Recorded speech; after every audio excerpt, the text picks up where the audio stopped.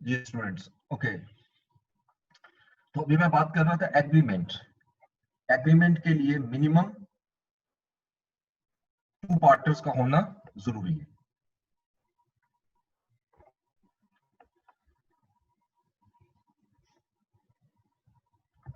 जी, minimum 2 partners का होना जरूरी है। 2 partners. So agreement between 2 or more person to carry on a lawful business, अब भी वही information, lawful business with the intention of earning profit। तो इसका मतलब यहाँ से जितना भी हिस्सा आ रहा है वो सारा वही है जो हमने डेफिनेशन पढ़ी थी बिजनेस की। So it means का पार्टनरशिप इज अ बिजनेस। लेकिन इसके लिए सिंपल शर्त क्या है कि minimum there should be a minimum 2 person, यानी 2 या से ज्यादा पर्सन मिलकर इस बिजनेस को स्टार्ट कर सकते हैं। As per Partnership Act, the maximum number of partners shall be 20। ठीक है, यानी it should be minimum 20 और 2 और maximum 20। लेकिन अगर बिजनेस बैंकिंग बिजनेस कर रहे हैं तो उस सूरत में मिनिमम 2 और मैक्सिमम 10 मेंबर्स है। तो ये लिमिट्स है, इससे ज्यादा पार्टनरशिप में मेंबर्स नहीं हो सकते। ठीक, अब पार्टनरशिप जो है इसके लिए भी मेरिट्स और डिमेरिट थोड़े से हम डिस्कस करते हैं। तो मेरिट में आते हैं कि अभी हमने पिछली स्लाइड में पढ़ा था सोल ट्रेडरशिप में कि अगर सोल ट्रेडरशिप बिजनेस में अगर कोई लॉस होता है वो लॉस सारे का सारा बेयर करता है 1%। तो बिजनेस की जो यानी जो कैपेसिटी होती है लॉस बेयर करने की वो कम हो जाती है। मेरिट्स देखें तो losses are divided among individuals. Partnership में जो लॉस होता है वो किसी एक पर्सन का नहीं होता। पार्टनरशिप में लॉस जो है वो एक से ज्यादा पर्सन बेयर करते हैं, तो अगेन जो एब्जॉर्बिंग ऑफ लॉस कैपेसिटी है वो बढ़ जाती है इंडिविजुअल्स की। ठीक है, दूसरा as compare to sole tradership larger capital आप इसमें बिजनेस में ला सकते हो। देखिए जहां पर एक पर्सन है mister A, he intends to start his own business और दूसरी तरफ 3 पार्टनर हैं बी सी डी और ये पार्टनरशिप करना चाह रहे हैं। तो जब चूंकि ये 3 पार्टनर हैं तो ये ह्यूज कैपिटल ला सकते हैं, ज्यादा बड़ा कैपिटल ला सकते हैं, लार्ज कैपिटल ला सकते हैं as compare to the sole tradership. ठीक है, तो बिजनेस को इन अदर वर्ड्स आप एक्सपेंड कर सकते हो टू अ मीडियम स्केल। लेकिन कुछ बिजनेस पार्टनरशिप के लार्ज स्केल के भी हैं। उसके बाद third, loans can be taken easily then sole tradership. अब यहाँ पर लोन्स जो है ना बिजनेस को पार्टनरशिप को as compare to sole tradership ज्यादा आसानी से मैंने ये क्लियरली लिखा है as compare to sole tradership. ठीक है, अब सोल ट्रेडरशिप में मिस्टर ए बिजनेस कर रहा है। अब बैंक जो है रिलक्टेंट होगा मिस्टर ए को लोन देते हुए, बिकॉज उसके लिए रिस्क ज्यादा है। लेकिन यहाँ पर चूंकि पार्टनरशिप में एक से ज्यादा पार्टनर होते हैं, तो रिस्क जो है अगर एक पार्टनर छोड़ भी जाता है तो ऑब्वियसली रिस्क जो है वो बैंक के पॉइंट से कम होता है। बिजनेस को लोन जो है वो आसानी से मिल जाते हैं इस बिजनेस में। अब डीमेरिट देखें इसके, तो ये पहला डीमेरिट आपको बिल्कुल वही नजर आ रहा है, अनलिमिटेड लाइबिलिटी। सेम वही कॉन्सेप्ट, अगर पार्टनरशिप बिजनेस में कोई भी लॉसेस हो जाते हैं और बिजनेस बंद कर दिया जाता है और बिजनेस के एसेट को सेल करने के बाद लाइबिलिटी जब पे की जाती है तो लाइबिलिटी की अमाउंट ज्यादा हो जाती है, यानी लाइबिलिटीज पे ऑफ नहीं हो सकती, तो फिर पार्टनर्स अपनी पर्सनल प्रॉपर्टी चाहे सेल करें, तो पार्टनर्स आर लायबल, सारे पार्टनर्स लायबल हैं कि वो बिजनेस लाइबिलिटी को डिस्चार्ज करें, liable to discharge business liability.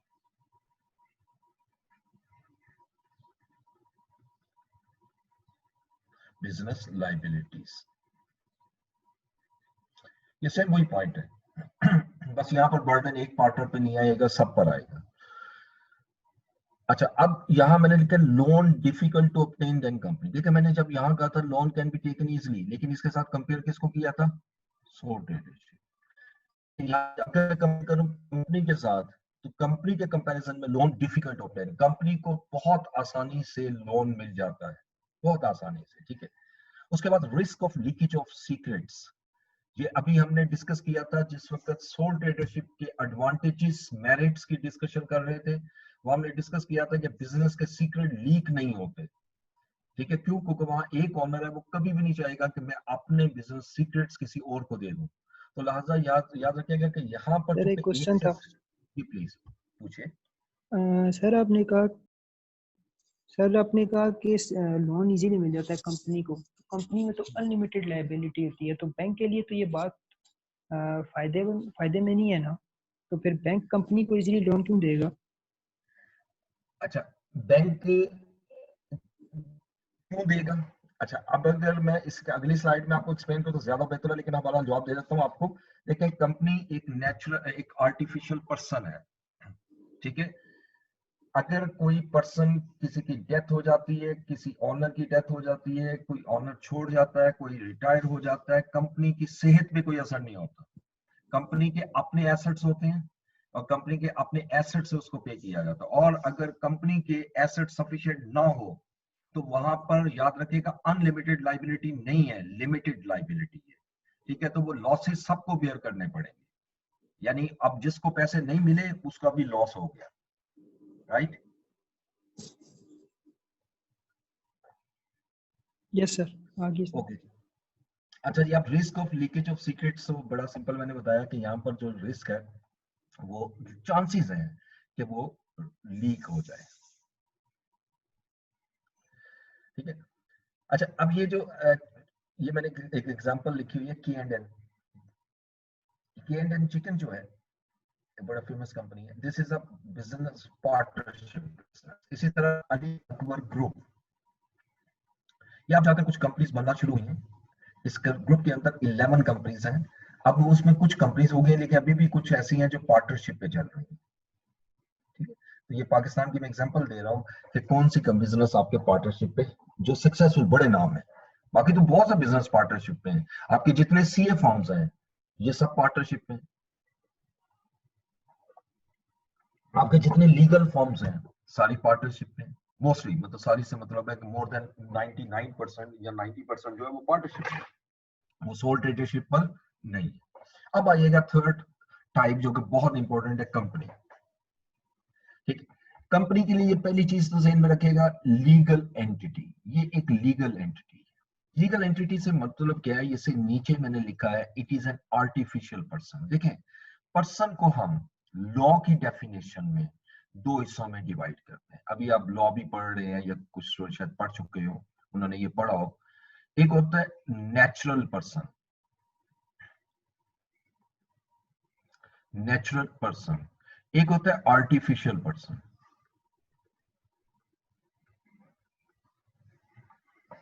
अच्छा, अब मैं एक ले मैन हूं, मुझे नहीं मालूम लॉ क्या है, लॉ क्या कहता है? मैं कहता हूँ जी मुझे बहुत आसान वर्ड में समझा दो, ये नेचुरल पर्सन क्या होता है और आर्टिफिशियल पर्सन क्या होता है।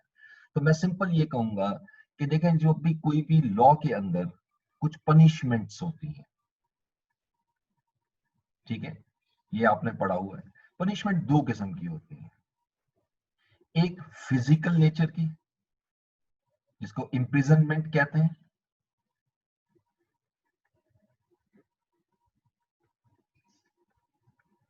दूसरी मॉनिटरी जिसको आप नॉर्मली फाइन्स कहते हो। जगह जगह आप लॉ में पढ़ोगे कि कहीं पर अगर ये कंप्लाइंस नहीं होगा तो इतनी सजा होगी, इतनी जेल होगी, इतने आपको वो फाइन देना पड़ेगा। याद रखिएगा, वो पर्सन जिस पर दोनों इंप्लीमेंट हो सकती हो, यानी फिजिकल भी हो सकती है और मॉनिटरी भी हो सकती है, उसको हम कहते हैं लॉ में नेचुरल पर्सन। और हर वो पनिशमेंट जो सिर्फ जिस पर फिजिकल एप्लीकेबल ना हो सके, सिर्फ मॉनिटरी एप्लीकेबल हो, उसको हम कहते हैं आर्टिफिशियल पर्सन। ठीक है, मसलन अगर कंपनी के केस होता है और कंपनी जो है उसको नुकसान हो जाता है, यानी कोर्ट उसके अगेंस्ट डिसीजन दे देती है। अब कोर्ट ये तो नहीं कह सकते कि कंपनी को गिरफ्तार कर लो, ये तो पॉसिबल नहीं है। तो कंपनी को अक्सर फाइन्स किए जाते हैं। मैं एक अभी रिसेंट 2018 और 2019 की एग्जांपल दे रहा हूँ। बहुत बड़ा नाम है दुनिया का, आपने सुना होगा ऑडी ग्रुप। ऑडी कार जो है बड़ी फेमस कार है। 2018-19 में इनका एक CO2 emission, carbon dioxide emission का एक डीजल स्कैंडल। इनके कुछ कार्स हैं जो डीजल की हैं, तो इनका सॉफ्टवेयर है कार्स में एक सॉफ्टवेयर है जो आपको बताता रहता है कि CO2 एमिशन कितनी कर रही है कंपनी, और ताकि इन्वायरमेंट को पोल्यूट ना किया जा सके। ठीक है, वो सॉफ्टवेयर से आप चेक कर, जैसे सॉफ्टवेयर ज्यादा होता है, मिसाल के तौर पे मेरे पास ये गाड़ी है, मैं सॉफ्टवेयर में चेक करता हूँ कि जी इस वक्त CO2 एमिशन कितनी है और इस कंट्री में कितनी अलाउ है। अगर उससे एक्सीड कर रही है तो मैं फौरन वर्कशॉप जाऊंगा और उसको दोबारा उसको ठीक करवाऊंगा कि इसमें प्रॉब्लम आ रही है। तो बेसिकली हुआ ये कि इसको टेस्ट किया गया, वहां पर अचानक कार्स को रोक कर टेस्ट किया गया, तो पता ये लगा कि सॉफ्टवेयर CO2 एमिशन कम शो कर रहा है जबकि वो प्रोड्यूस ज्यादा कर रही है, जिस पर 800 यूरो का फाइन हुआ। 800 मिलियन यूरो का उस कंपनी को फाइन हुआ। अब ये फाइन जो है किसको हुआ है? ये याद रखिएगा, कंपनी को हुआ है, इसके डायरेक्टर्स को नहीं हुआ। और ये कंपनी ने अपने अकाउंट से पे करना है, कोई डायरेक्टर पे नहीं करेगा इसको। ठीक है, हालांकि कंपनी को रन कौन कर रहा है? डायरेक्टर। तो इस कॉन्सेप्ट को हम कहते हैं आर्टिफिशियल पर्सन। इस पॉइंट ऑफ व्यू से कंपनी आर्टिफिशियल पर्सन। ठीक है, लेकिन अब अगर ये प्रूफ हो कि जी ये इस पर्सन ने जान के किया है, तो फिर उसको सजा भी होगी और फाइन भी होगा, उस सूरत में उसको नेचुरल पर्सन कहते हैं। ठीक है, ये फर्क है कंपनी में, इसलिए हम इसको नाम देते हैं it is a pure legal entity formed by a group of individual. इसमें भी ग्रुप ऑफ इंडिविजुअल्स हैं to engage in and operate a business. और कंपनीज में जो हमें लॉ चलता है वो कंपनीज एक्ट है, और इसकी बहुत डिटेल में तो हमने जाना नहीं है। कंपनीज एक्ट 2017, ये तो आप अलग सब्जेक्ट है, वो आप पढ़ रहे हो। कंपनीज एक्ट 2017, सिर्फ मैंने ये एक पॉइंट बताना था कि कंपनी आर्टिफिशियल पर्सन है, company has its own existence. अब इसके मेरिट देखते हैं। कॉमन सील, ये बड़ा इंपॉर्टेंट पॉइंट है। देखिए, कंपनीज के जितने भी एग्रीमेंट्स होते हैं, कर कौन रहा होता है? कंपनी खुद तो जाके नहीं ना करेगी, कंपनी के रिप्रेजेंटेटिव होते हैं जिनको हम कहते हैं डायरेक्टर्स। ठीक है, अब अगर एक डायरेक्टर एग्रीमेंट करता है, बहुत ध्यान से मेरी बात ये सुननी है, अगर एक डायरेक्टर एग्रीमेंट करता है किसी और पार्टी के साथ और बाद में वो डायरेक्टर छोड़ जाता है, क्या कंपनी उसकी जिम्मेदार होगी?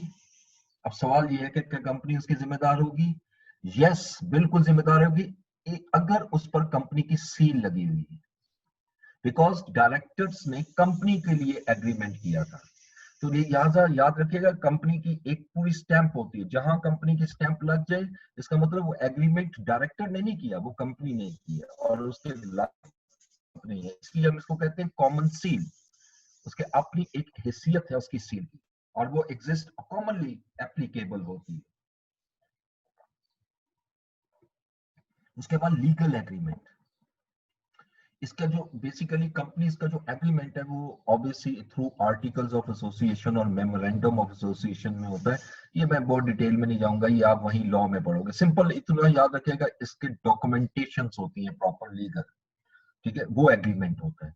लिमिटेड लाइबिलिटी, अभी मैंने बात की, अगर कंपनी जो है वो वाइंड अप हो जाती है, खत्म हो जाती है, तो सिंपल कंपनी के एसेट्स में से लाइबिलिटीज पे होंगी, एसेट को सेल कर दिया जाएगा और जो कैश आएगा उससे आप लाइबिलिटी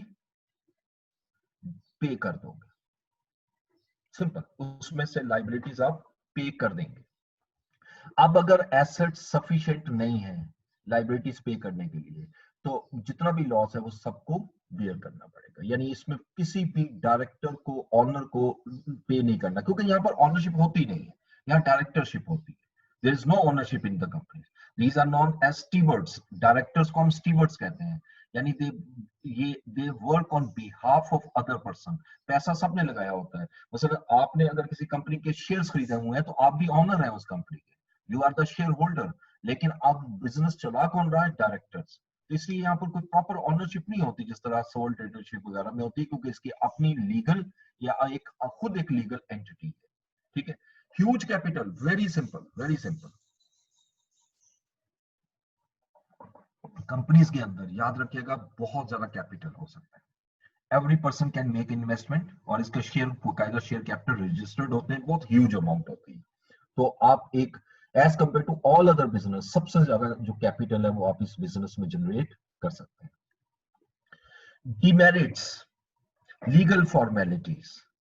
देखिए, सोल ट्रेडरशिप का, पार्टनरशिप का बिजनेस आपने स्टार्ट करना है, there is no legal formality involve except in a case of few businesses, जो कि ऑब्वियसली वहां जरूरी होता है। जैसे मैं एग्जांपल देता हूँ, if any person intends to open a medical store, pharmacy open करना चाह रहा है, तो वो ये नहीं है कि मैं शॉप लेगा और फार्मेसी ओपन कर लेगा, नहीं, उसके लिए पूरा लाइसेंस लेना पड़ता है, ठीक है। एक डॉक्टर है, वो प्रैक्टिसिंग फॉर्म बनाना चाह रहा है, प्रैक्टिस करना चाह रहा है, ये नहीं है वो शॉप लेगा और प्रैक्टिस शुरू कर देगा, उसको बकायदा पीएमडीसी से अप्रूवल लेनी होती है, सर्टिफिकेट होता है, यानी पूरी लीगल फॉर्मेलिटीज होती हैं। लेकिन वो एक सिंगल लीगल है, कंपनीज के अंदर लॉट ऑफ लीगल फॉर्मेलिटीज होती है, जैसे आर्टिकल्स, मेमोरेंडम,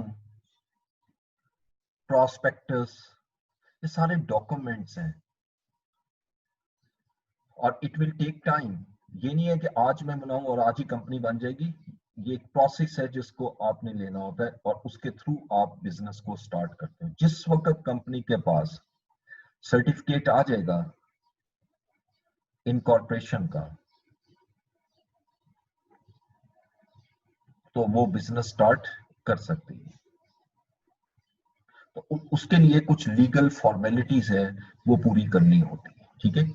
तो बहुत ज्यादा लीगल फॉर्मेलिटीज इन्वॉल्व होती हैं, ये उसका डिसएडवांटेज है कंपनी के लिए। स्लो डिसीजन, कंपनी के अंदर डिसीजन मेकिंग प्रोसेस इस तरह नहीं होता जैसे सोल ट्रेडरशिप और पार्टनरशिप में, इसमें बहुत ज्यादा मेंबर्स होते हैं और आपको ऑब्वियसली किसी भी डिसीजन को करने के लिए कम से कम 51% वोट्स चाहिए होते हैं, मोर देन 50%। इसके पहले जब तक 51% से ज्यादा वोट नहीं आएगी वो डिसीजन नहीं हो सकता। तो इसलिए हम कह सकते हैं कि इस बिजनेस में कुछ डिसीजन स्लो डाउन हो जाते हैं, ठीक है। Third, higher cost. बेसिकली ये जो बिजनेसेस हैं, एक तो इसकी इनकॉर्पोरेशन पे भी कॉस्ट काफी ज्यादा होती है जब आप स्टार्ट करते हो, फिर ये बिजनेस की कंप्लायंस पर कॉस्ट बहुत ज्यादा होती है। कंप्लायंस किसको कहते हैं? लेकिन जब ये हमने अभी ऊपर पढ़ा कि ये एक लीगल एंटिटी है, लीगल एंटिटी है, फॉर्म हुई है बाय ग्रुप ऑफ इंडिविजुअल, और ये किसके थ्रू? ये कंपनीज एक्ट के थ्रू। तो जब कंपनीज एक्ट के थ्रू ये फॉर्म की गई है, तो कंपनीज एक्ट के थ्रू उसको बहुत से रूल्स एंड रेगुलेशन भी फुलफिल करने हैं, ठीक है, उसको कहते हैं कंप्लाइंस करना। जैसे मैं एक सिंपल एग्जांपल देता हूं, कंपनीज के लिए मस्ट है कि वो ऑडिट कंडक्ट करवाएं, खासतौर पर पब्लिक कंपनीज के लिए। पब्लिक कंपनीज के लिए ये जरूरी है कि वो ऑडिट कंडक्ट करवाएं, ठीक है। अब ऑडिट एनुअल होता है, और ऑडिट कौन करता है? आप लोग जब इंशाल्लाह चार्टर्ड अकाउंटेंट बन जाओगे इंशाल्लाह, तो उस वक्त आप ऑडिट कंडक्ट करोगे, ठीक है। तो अब ये कंपलसरी है, तो ये लीगल फॉर्मेलिटी है, अब इस पे कॉस्ट है। अब ये नहीं है कि ऑडिट में बहुत सस्ता होता है, मिलियंस ऑफ रुपीज जो है आपको रिक्वायर होते हैं ऑडिट करवाने के लिए, ठीक है, मिलियंस ऑफ रुपीज। जो जितनी बड़ी कंपनी होती है उसके हिसाब से वो फी चार्ज करते हैं ऑडिट में, तो इसलिए कंप्लाइंस पे बहुत ज्यादा कॉस्ट है। ये तो मैंने भी एक एग्जांपल दिया है, इसके अलावा बेशुमार और भी कॉस्ट है जो इनकम होती है। इसलिए जो कंपनी को ऑपरेट करने की कॉस्ट है as compare to sole tradership और पार्टनरशिप, वो ज्यादा होती है। सोल ट्रेडरशिप में और या पार्टनरशिप में कोई ऐसी फॉर्मेलिटी इन्वॉल्व नहीं होती। हाँ, अगर वहां पर लीगल फॉर्मेलिटी है भी थी, जो मैंने एग्जांपल दी, जैसे एक पर्सन फार्मेसी ओपन करता है, फार्मेसी के लिए उसको क्या चाहिए? उसको अप्रूवल चाहिए, सर्टिफिकेट मिल गया उसको। अब उसके बाद हर साल रिन्यूअल होनी है, जस्ट उसने रिन्यूअल करवानी है, रिन्यू करवाना है, और इसके अलावा कोई कॉस्ट नहीं है, और वो कोई बहुत ज्यादा ह्यूज कॉस्ट नहीं होती, ठीक है। इसको हम नाम देते हैं कंपनी। कंपनी के तीन टाइप्स होती है। First is known as private limited company. इसको in other words private limited को आप कह सकते हैं कि स्मॉल कंपनी है जिसमें मिनिमम 2 और मैक्सिमम 50 मेंबर्स होते हैं, ठीक है। उसके बाद पब्लिक कंपनी। पब्लिक कंपनी में मिनिमम 7 और मैक्सिमम की कोई लिमिट नहीं होती, नो लिमिट, ठीक है। और अभी ये जब न्यू लॉ आया तो उसके अंदर एक सिंगल मेंबर कंपनी भी आ गई, एक सिंगल पर्सन भी मेंबर कंपनी बना सकता है, ठीक है। क्योंकि पहले एक प्रॉब्लम ये आती थी कि जैसे एक सिंगल पर्सन है और वेल ऑफ है, यानी he has a good investment और वो इन्वेस्टमेंट करना चाह रहा है, तो वो सोल ट्रेडरशिप को एक्सपोर्ट इंपोर्ट में काफी प्रॉब्लम होती है। इसलिए कंपनीज के लिए इंपोर्ट एक्सपोर्ट का लाइसेंस लेने में कोई प्रॉब्लम नहीं होती। इन लोगों को फैसिलिटेट करने के लिए सिंगल मेंबर कंपनी को भी अलाउ कर दिया कि वो भी इसमें इंक्लूड हो जाए, ठीक है। अब एक सिंगल पर्सन सोल ट्रेडर भी कर सकता है, अगर वो कंपनी के थ्रू आएगा वो सिंगल मेंबर कंपनी कहलाएगी, ठीक है। और उसको वो तमाम प्रिविलेजेस, तमाम मेरिट्स एडवांटेजेस उसको मिलेंगे जो एक आम कंपनी को मिल रहे होते हैं, ठीक है। अच्छा, अब इसके बाद यहां तक तो मेरा थोड़ा सा हिस्सा था थ्योरेटिकल। अब यहां से आगे बहुत इंपॉर्टेंट हिस्सा शुरू होना है। आप माइक ऑफ करें, माइक ऑफ करें, माइक ऑफ करें, सैयदा इरम माइक ऑफ करें।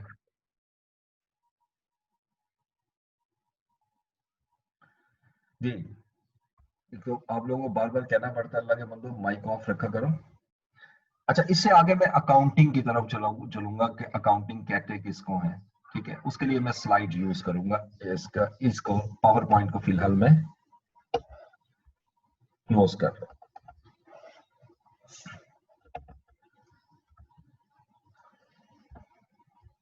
अगर किसी को कोई क्वेश्चन करना हो तो प्लीज कर सकते हैं। Excuse me sir.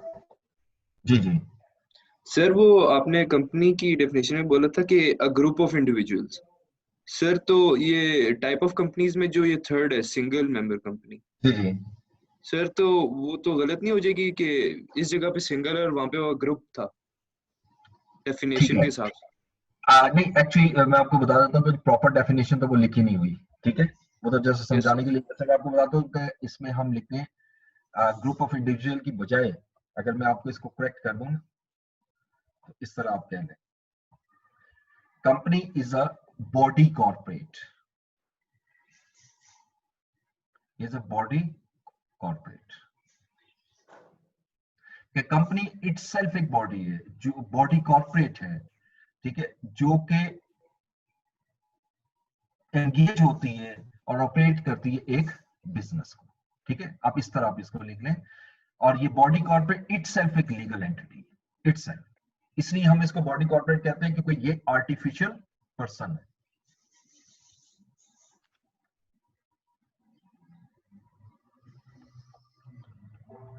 ठीक है जी। यस आगे सर। चलिए, थैंक यू। फाइन। अब मैं आपसे शेयर कर रहा हूं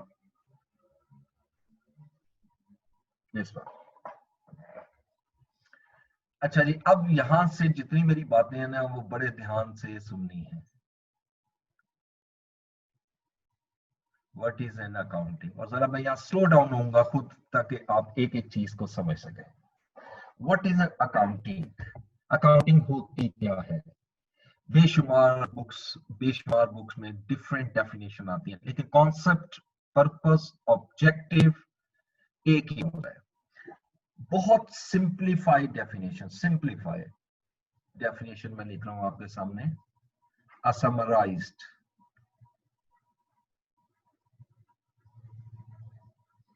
and systematic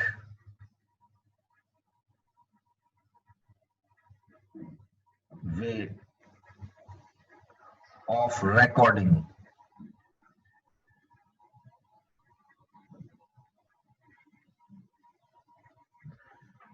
business transactions,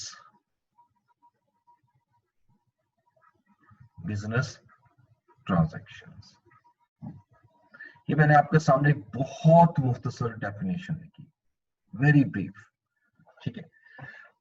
basically ये बुक लार्सन की डेफिनेशन है, इज वेरी फेमस राइटर, ठीक है। कुछ बुक्स में ये समराइज को उसने ब्रैकेट में लिखा हुआ है, तो इट्स डजंट मीन कि वो ब्रैकेट में है या नहीं है, लेकिन अब इसमें सबसे अहम चीज क्या है, इसमें कुछ पॉइंट्स हो सकते हैं। फर्स्ट इज अ समराइज्ड, जिसको अंडरलाइन करना। Second is a systematic recording business transaction. ये 5 वर्ड मैंने हाईलाइट किया और मैं यहां से नंबरिंग कर रहा हूं, 1 2, फिर इसके कॉम्बिनेशन में 3 4 5 एंड ये मेरा सीक्वेंस होता है इस डेफिनेशन को एक्सप्लेन करने के लिए। तो हम अब एक एक चीज डिस्कस करेंगे कि व्हाट इज अ बिजनेस, ये तो हम ऑलरेडी पढ़ चुके हैं, इसमें कोई नई चीज नहीं, अभी पढ़ा है हमने। फिर भी ब्रीफली मैं बताता हूं कि any legal activity undertaken with the intention of earning profit, ठीक है। ये दो चीजें मैंने बताई, a legal activity undertaken with the intention of earning profit, this is a business, okay. अब जरा आते हैं दूसरे नंबर पे, what is a transaction. Transaction को हम डिफाइन करते हैं, एनी डीलिंग बिटवीन टू और मोर पर्सन। ऑब्वियसली डीलिंग दो बंदों से ही हो सकती है ना, टू और more person is a transaction. जैसे अगर मैं किसी से कोई बुक बाय करता हूं, अब मेरी उसके साथ डील होती है कि जी किस प्राइस पर मैं बाय करूंगा और वो किस प्राइस पर सेल करेगा, दिस इज अ ट्रांजैक्शन। अगर मैं घर लेता हूँ किराए पे, उसके लिए और जो लैंडलॉर्ड है उससे मैं ट्रांजैक्शन करता हूँ, उससे मैं डील करता हूँ कि जी ये प्राइस हमारी एग्री हो गई, दिस इज अ ट्रांजैक्शन, ठीक है। तो transaction mean any dealing between to और मोर पर्सन। जब दो या दो से ज्यादा पर्सन के दरमियान किसी किस्म की कोई डील हो जाती है, उसको आप नाम देते हो ट्रांजैक्शन। याद रखिएगा, आप ट्रांजैक्शन दो किस्म की होती हैं, एक पर्सनल ट्रांजैक्शन, एक बिजनेस ट्रांजैक्शन। कोई भी पर्सन जब वो बिजनेस कर रहा होता है तो कुछ ट्रांजैक्शन उसकी पर्सनल भी हो सकती हैं। सोल ट्रेडरशिप में उसकी कुछ पर्सनल ट्रांजैक्शन भी हो सकती हैं, कुछ बिजनेस ट्रांजैक्शन भी हो सकती हैं। अब सवाल यह है कि अकाउंटिंग में मैंने किन ट्रांजैक्शन को लेकर आना है। ये नंबर 3 इसलिए मैंने कंबाइन किया था, या याद रखिएगा ये नंबर 3 में कि मुझे बिजनेस ट्रांजैक्शन को लेकर आना है, तो लिहाजा बिजनेस ट्रांजैक्शन क्या हुई, any dealing between two person, two और more person for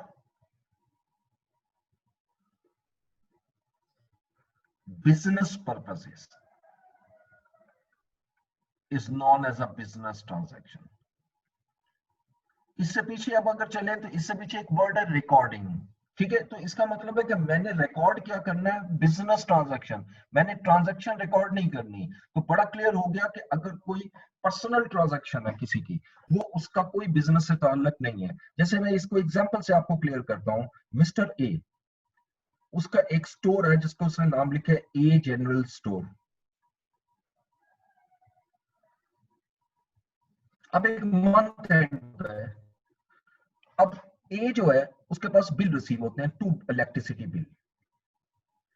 electricity bill जो है, पहला बिल जो है वो उसके हाउस का होता है और दूसरा उसकी शॉप का होता है। और कई होते हैं शॉप एडजेसेंट टू हाउस, उसके साथ ही होती हैं, तो अब उसको दो मिलते हैं और दोनों बिल वो पे करता है।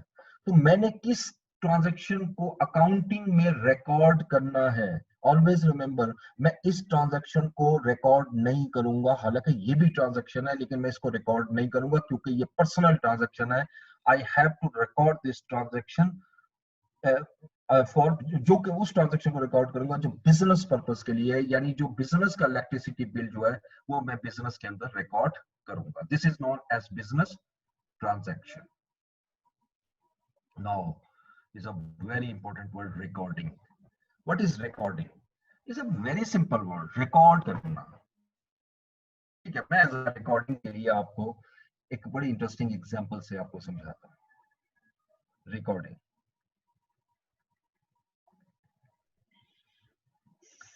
दो डिफरेंट एग्जांपल में जाते हैं। चले, पहली एग्जांपल हम लेते हैं जी, एक जनरल स्टोर है। हम अज्यूम करते हैं वो भी सारा रिकॉर्ड मेंटेन कर रहा है। सारा रिकॉर्ड, क्या क्या रिकॉर्ड हो सकता है कि आज की सेल, यानी डेली सेल कितनी हो रही है वो भी उसके पास है, कितनी वो परचेज कर रहा है रोज की वो भी उसके रिकॉर्ड उसके पास है, कितना वो कैश रिसीव कर रहा है डेली बेसिस पर वो भी उसके पास है रिकॉर्ड, कितना कैश पे कर रहा है वो भी उसके पास है। इसके अलावा उसे ये भी मालूम है कि मैंने किससे कितने अमाउंट लेने हैं, रिसीवेबल कितनी है। उसे ये भी मालूम है कि मैंने किन लोगों को कितनी अमाउंट पे करनी है। उसे ये भी अमाउंट मालूम है कि मेरे पास एक्सपेंसेस मेरे कौन कौन से हो रहे हैं। यानी वो सारे का सारा रिकॉर्ड मेंटेन कर रहा है। ठीक है, सारा रिकॉर्ड हम अज्यूम कर रहे हैं कि all the record is maintained by this businessman, record maintain हो रहे हैं। तो क्या मैं इसको अकाउंटिंग कह सकता हूं? ठीक है, इस क्या ये देखे ना, वर्ड को गौर करें, summarise and systematic way of recording business transaction. यानी इसका मतलब अगर कोई पर्सन बिजनेस ट्रांजैक्शन को रिकॉर्ड कर रहा है तो वो अकाउंटिंग है। तो पहले तो देखते हैं कि रिकॉर्ड कर रहा है या नहीं कर रहा सही तरीके से। अब जरा चलते हैं इंफॉर्मेशन की तरफ। ये सारा रिकॉर्ड हो गया। अच्छा, अब आप जाते हैं, उसे कहते हैं कि मिस्टर आप मुझे बता सकते हो कि आपके लास्ट 3 मंथ की सेल कितनी है या 3 मंथ के एक्सपेंसेस कितने हैं। कोई भी इंफॉर्मेशन आप उससे लेना चाहते हैं। मेरा ये बताने का मकसद सिर्फ ये है कि मैं कोई भी इस रिकॉर्ड से इंफॉर्मेशन एक्सट्रैक्ट करना चाहता हूं। इंफॉर्मेशन, क्या मुझे इंफॉर्मेशन मिल सकती है रेडली? अगर अगर मैं देखता हूं तो उसके पास सारा रिकॉर्ड है, उसने कॉपीज रखी हुई है। जैसे शॉपकीपर एक कॉपी रखते हैं, उस पर लिख देते हैं कि इससे इतने पैसे लेने हैं, और जब दे देता है तो वो भी क्रॉस कर देता है कि इसने पैसे दे दिए। तो रिकॉर्ड तो सारा है, लेकिन क्या वो इस पोजीशन में है कि उसी रिकॉर्ड को यूज करके हमें इंफॉर्मेशन प्रोवाइड कर सके उसी वक्त रेडली, यानी with a less period of time? Answer is no. Even that he has recorded each transaction, उसने सारी ट्रांजेक्शन रिकॉर्ड की है, उसके बावजूद वो हमें इंफॉर्मेशन प्रोवाइड नहीं कर सकता। इसलिए हम इसको अकाउंटिंग नहीं कह सकते। अकाउंटिंग के लिए ये जरूरी है कि आप to record in such a way that it provides it, यानी fosters a method of providing information to other people। तो इसलिए मैं एक और इंफॉर्मेशन में, एक और सिंपल एग्जांपल में जाता हूं बिजनेस से हट के। आपकी एक अकाउंटिंग की बुक है आपके पास, कोई भी बुक ले लें, एक अकाउंटिंग की बुक है and you are new person, आपको अकाउंटिंग का इतना आइडिया नहीं है। फाइन, मैं आपसे कहता हूं कि जी बैंक रिकंसिलिएशन स्टेटमेंट का चैप्टर निकाल दो, कहां पे है? आप क्या करो, एनी स्टूडेंट माइक ओपन करें, मुझे बताएं कैसे कैसे में आप ढूंढेंगे। आप ये बहुत बड़ी बुक है, समझ लें 2000 पेजेस की है, कैसे ढूंढेंगे बीआरएस कहाँ पे है? सर बुक की शुरू में सारी वगैरह लिखे होते हैं, टॉपिक्स वगैरह, वहां से देख के गुड, ठीक है, दिखा। Very good. यानी इसका मतलब आप एग्री करते हो ना मेरी बात से कि उसमें कंटेंट्स होते हैं, टेबल ऑफ कंटेंट्स, यस ठीक है जी। टेबल ऑफ कंटेंट्स में मैं देखूंगा ये चैप्टर 1 2 3 ये बीआरएस आ रहा है, अच्छा जी इसके सामने पेज नंबर है 715, तो मैं 715 पे जाऊंगा फौरन मुझे इंफॉर्मेशन मिल जाएगी। अब मुझे बताइए कितना टाइम लगा, कुछ सेकंड्स लगे ना, यस सर। ठीक है। और लिए चले लगा ले 1 मिनट। अब बहुत इंटरेस्टिंग बात बताऊं, मैं इसी बुक में से टेबल ऑफ कंटेंट के 4-5 पेजेस फाड़ देता हूँ, खत्म कर देता हूँ। अब आपको बुक देता हूँ और मैं कहता हूँ अब भी रिकॉर्डिंग है कि नहीं इसके अंदर, क्या बुक के अंदर कोई मैंने टेम्परिंग की है? बुक अब भी पूरी है, बुक फर्स्ट पेज से लेकर लास्ट पेज 2000 पेजेस तक एक एक इंफॉर्मेशन उसी तरह है जैसे पहले थी, लेकिन सिर्फ मैंने क्या किया, मैंने उसमें से कंटेंट्स हटा दिए। जब मैंने कंटेंट हटाए, अब मैं आपसे कहता हूँ जी कि जाओ बीआरएस ढूंढो, now it will take time. अब मेरी बात अंडरस्टैंड की जो मैं कहना चाह रहा हूँ, now it will take time. अब ये आसान नहीं है कि आपके लिए कि उस पेज पर जाकर उसको ढूंढेंगे बीआरएस कहाँ है, जबकि आपने ये बुक पहले देखी भी नहीं है। इसलिए याद रखिए अकाउंटिंग में रिकॉर्डिंग सिर्फ अकाउंटिंग नहीं है, बल्कि इस तरीके से रिकॉर्ड करना कि मेरे पास इंफॉर्मेशन फ्लो क्विकर हो जाए, उसको हम अकाउंटिंग का नाम देते हैं। इसलिए याद रखिएगा नंबर 5 पे हमने क्या लिखा हुआ है, सिस्टमैटिक वे। क्या मतलब सिस्टमैटिक वे? सिस्टमैटिक का मतलब है to record in such a way, to record in such a वे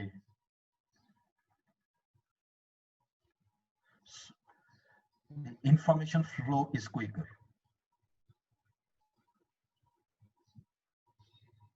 यानी जहां से इंफॉर्मेशन मुझे फौरन मिले, इसको, ठीक है।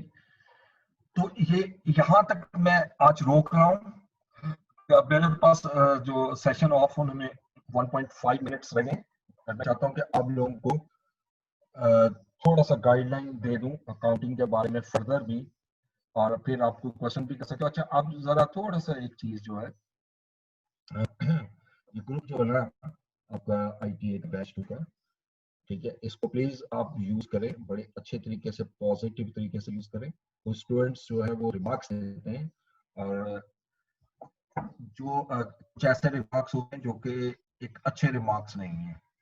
You are professional person, professional बनने जा रहे हो, ये ना हो कि आपको ग्रुप से डिलीट कर दें, ये ज़हन में रखिएगा, क्योंकि मैं जिस चीज को डिसाइड कर लूं तो फिर बड़ी जल्दी डिसाइड करता हूँ।